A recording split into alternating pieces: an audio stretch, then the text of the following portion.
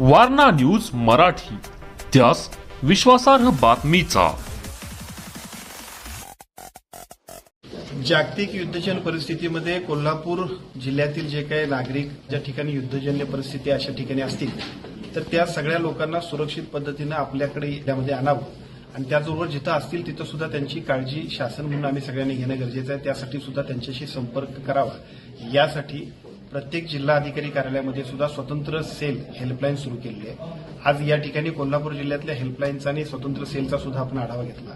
एकूण जिल्ह्यामध्ये जे काही एकूण बाहेर संपर्क आपल्याशी ज्यांचा झाला असे एकूण 207 आमचे सर्व कोल्हापूर जिल्ह्यातील नागरिक नोकरीनिमित्त पर्यटनाच्या निमित्तानं बाहेरच्या देशामध्ये जिथं युद्धजन्य परिस्थिती आहे तिथं आहेत. परंतु त्यातले साधारणतः 23 आतापर्यंत परत आलेत.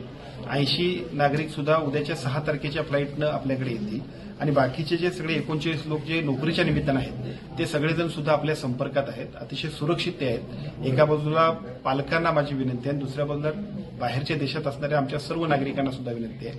कोल्हापूर जिल्ह्याच्या सेलला सुद्धा आपण संपर्क करा. जिथं जिथं आवश्यकता वाटेल तिथं संपूर्ण सहकार्य करण्याची जबाबदारी केंद्र शासन, राज्य शासनाची आणि जिल्हा स्तरावरती सुद्धा आम्हा सर्वांची आहे. आम्ही सर्वजण त्या सगळ्यासाठी सज्ज आहोत. Subscribe now and press the bell icon. Never miss an update.